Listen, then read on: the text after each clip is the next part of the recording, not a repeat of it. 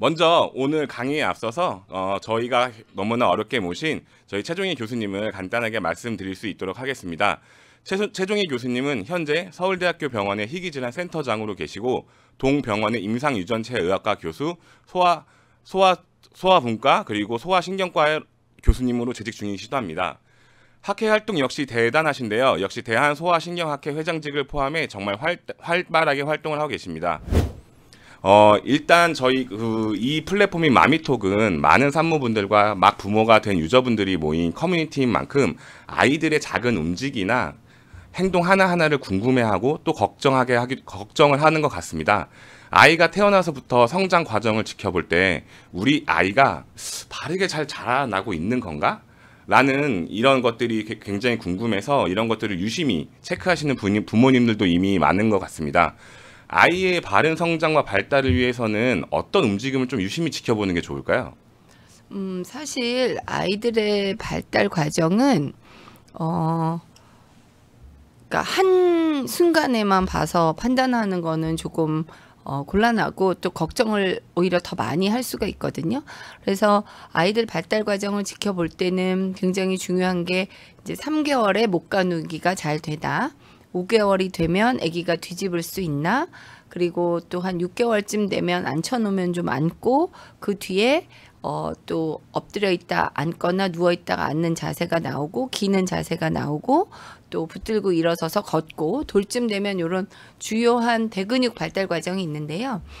아이들의 발달의 이 과정 순서는 굉장히 동일합니다. 그러니까 목을 가누기 전에 몸을 뒤집진 않거든요. 그러니까 목을 가누고 몸을 뒤집고 또 앉고 이렇게 진행이 되는데, 그래서 발달의 순서는 동일하지만 그 속도 그런 거는 애들마다 좀 차이가 있을 수가 있거든요. 그래서 한 순간 3개월이 됐는데 못 가누면 불안하다가 아니라 목을 하루 이틀 천천히 가눠도 되니까 일단 그 속도는 애들마다 워낙 다르니까 한 달 또는 2달 간격을 두고 아이들이 그 속도를 어떤 아이들은 빨리 어떤 아이들은 좀 천천히 가기도 하니까 그러니까 한순간이 아니라 한 달 간격으로 또는 2달 간격으로 그 발달 속도를 이렇게 쭉 추적 관찰하고 좀 들여다보는 게 굉장히 중요합니다. 그래서 여기 이정표대로 3개월에 목을 못 가누면 큰일 나고 그런 건 아니에요. 아이들에 따라서는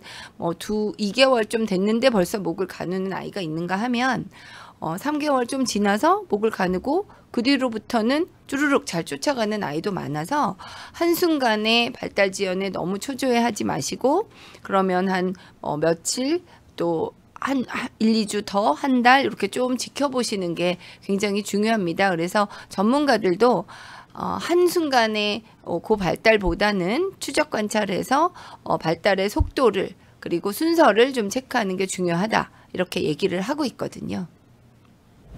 네, 말씀 주신 것처럼 계속 지켜보는 게 너무 중요한데요. 사실 초보 엄마들 같은 경우에는 아이가 조금만 느리게 되면 원인이 뭐지?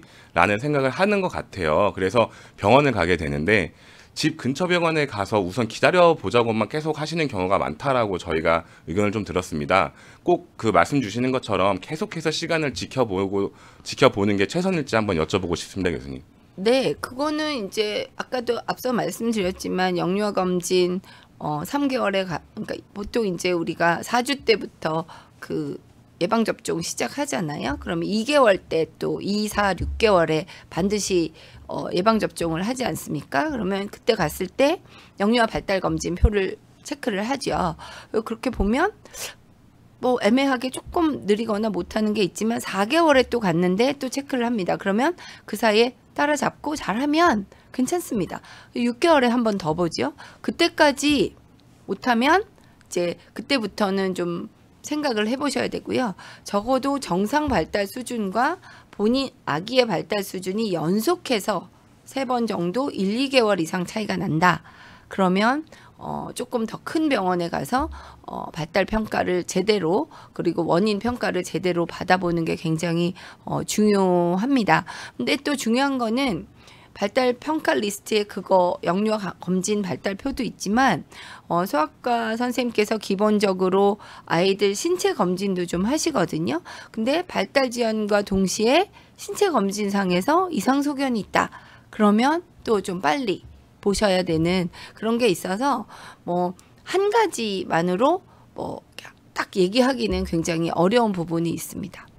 보면 2개월, 4개월에는 어떻게도 예방접종 받잖아요. 그때 가면 영유아 검진 체크하거든요. 그럴 때 2번 연속 느려 보인다. 적어도 한 달 이상 정상 발달 애들과 차이가 난다. 그러면 그때는 조금 더 상급 병원 또 신경과 전문의 재활보다는 소아신경과 전문의한테 가서 한 번 더 평가를 받는 게 좀 필요해 보인다. 그렇게 생각이 듭니다. 근위 영양증이라고 알려진 근디스트로피, 뭐 선천성 근병증, 척수성 근위축증, 그거 이외에 아주 다양한 근육병, 전체 근육병의 종류는 거의 넓게 보면 한 800가지 유전자가 관여한다고 되어 있는데요. 굉장히 그 범위가 넓고 많고요. 종류도. 아마 희귀질환 중에는 가장 많은 종류를 가지고 있는 게 근육질환이 그 중에 하나일 겁니다.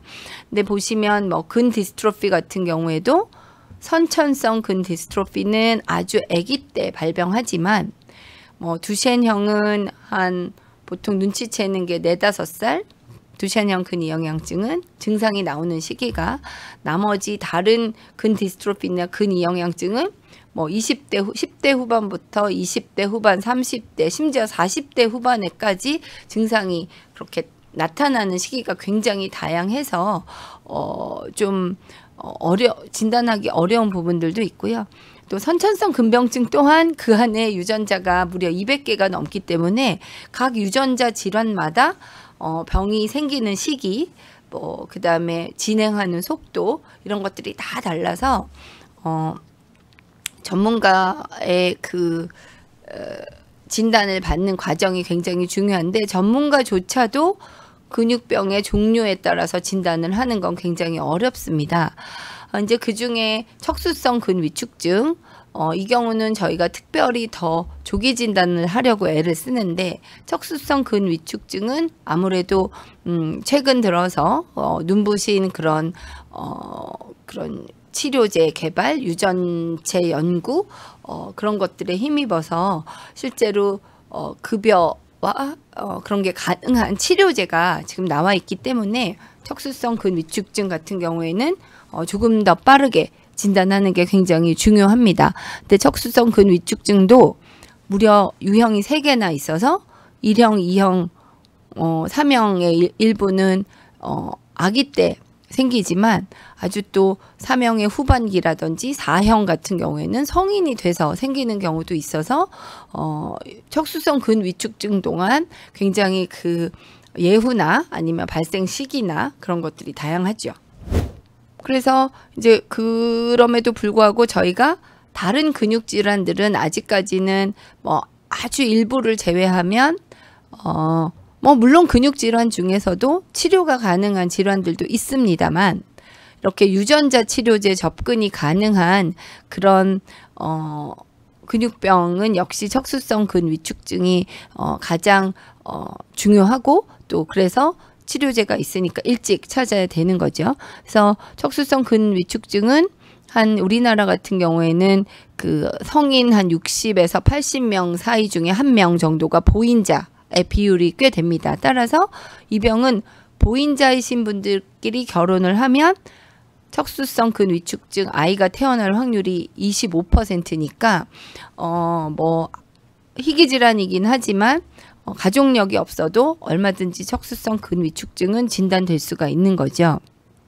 근데 척수성 근위축증 환자는 거의 아주 많은 수가 생후 6개월 이내에 아주 빠르게 그 운동신경 세포가 점점점 손실이 되고, 이런 신경 세포들은 한번 손상이 되면 원래대로 정상화되지 않기 때문에 그 후유증을 고스란히 가져가게 됩니다. 그래서 보인자 비율이 우리나라 같은 경우 아까도 말씀드렸지만 60명에서 80명에 하나 정도 되기 때문에 전 세계적으로 볼 때는 전체 출생아 한 10,000명에서 2, 3천 명 사이에 한 명이 척수성 근위축증이 생길 수 있다. 이렇게 되어 있습니다. 그러면 우리나라가 지금 출생 신생아가 한 25만 명? 뭐 많이 줄었죠.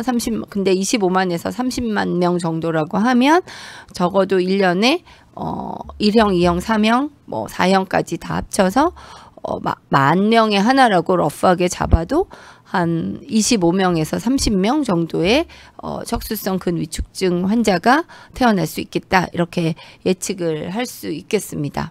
굉장히 아기 때, 그러니까 뭐 태어나자마자부터 생기는 경우부터 청소년기에 돼서 걸음걸이가 느릿느릿하게 걷고 힘이 없어지면서 알게 되는 3형, 4형에 이르기까지 그 중증도에 따라서 굉장히 다양한데 1형 같은 경우에는 거의 생후 6개월 이전에 이렇게 생겨서 보시면 아기가 이렇게 축 처져 있고요. 그러니까 목도 거의 못 들죠. 못 들 정도로 처져 있고 보면 숨 쉴 때 보면 가슴이 움직이지 않고요. 배가 움직여요.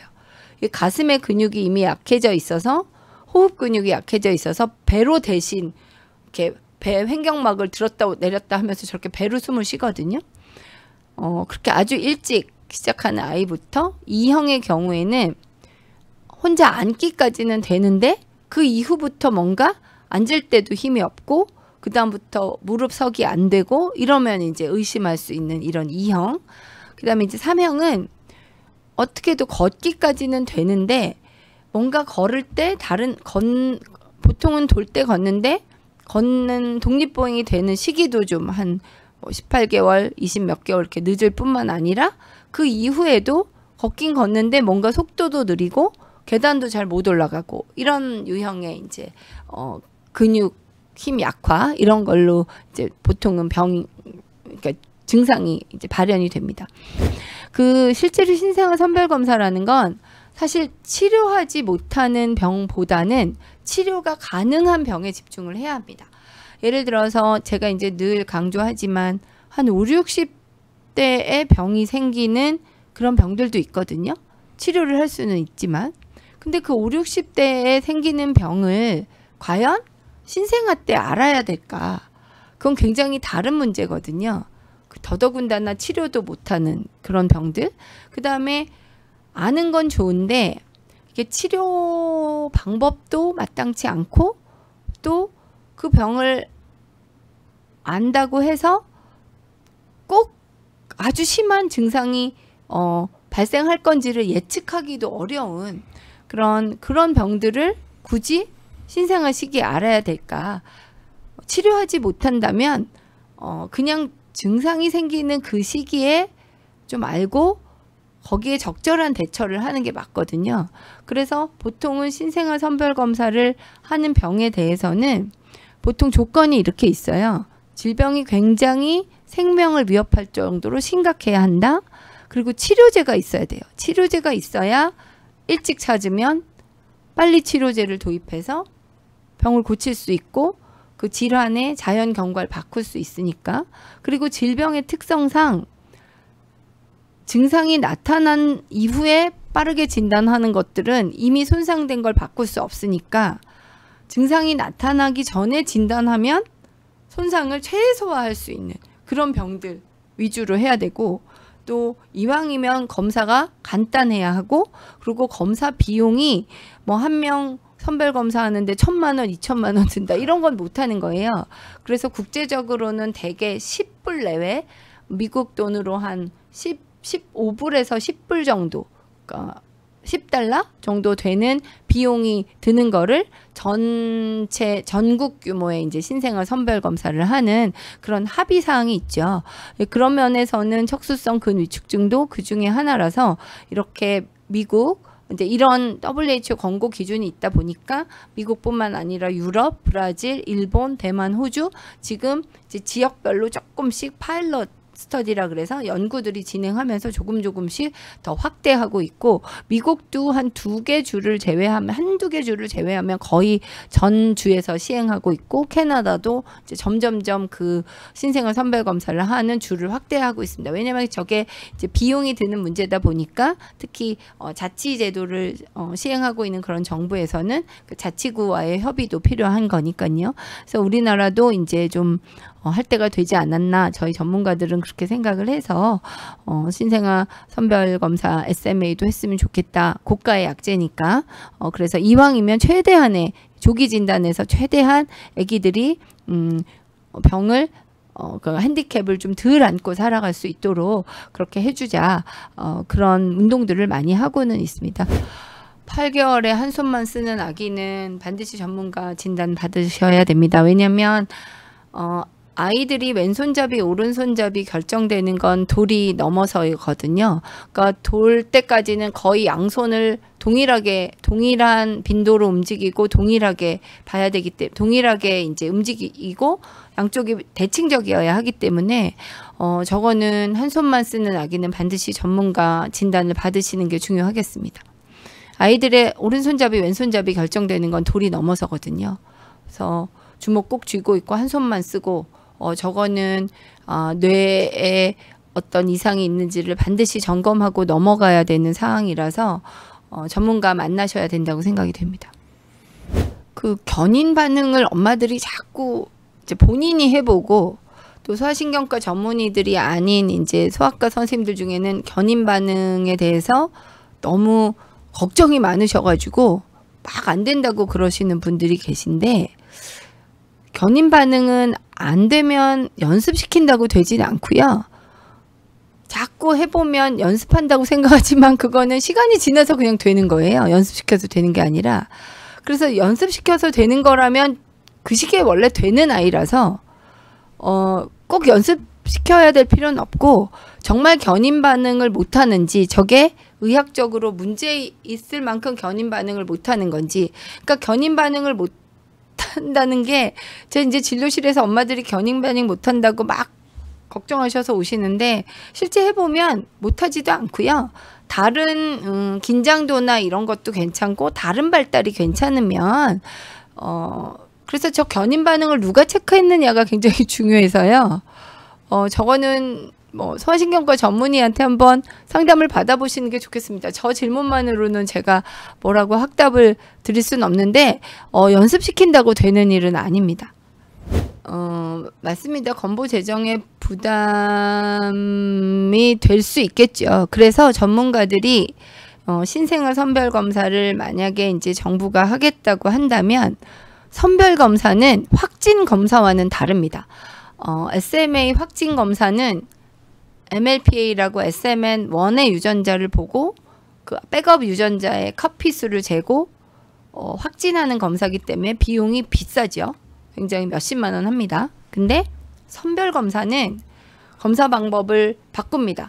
그러니까 아주 소량의 DNA로 가장 싼 값에 빠르게 결과를 볼 수 있는데, 위 양성이 나와도 확진 검사로 넘기면 되니까 민감도가 굉장히 높은 검사법을 바꿉니다. 그렇다 보면 아까도 말씀드렸지만 보통 검사 하나에 10불에서 20불 넘기지 않으면 좋겠다 이렇게 얘기하지만, 또 이게 유전자로 하는 검사다 보니까 그거보다 더 비용이 발생할 수 있겠죠.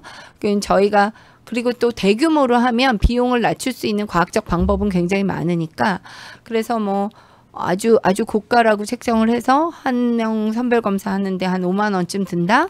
그럼 우리나라 30만 명 출생이라고 하면 150억 정도 들잖아요.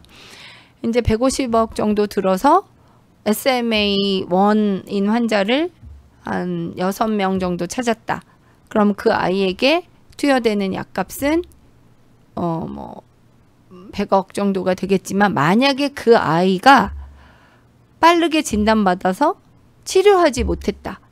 그래서 그 아이가 지내면, 그리고 또 늦게 투여가 돼서 그 고가의 약제를 늦게 투여가 돼서 생명에는 지장이 없지만 호흡기도 달아야 되고 또 휠체어도 타야 되고 잦은 이유로 병원도 입원하게 하게 되고 그것 때문에 엄마 아빠가 아기를 돌봐야 하느라고 굉장히 직업도 안정성도 유지가 잘 안 되고 형제들도 굉장히 힘들고 이런 모든 걸 다 고려하면 이미 경제성 평가는 다른 나라에서 되어 있습니다. 그래서 150억 정도를 들여서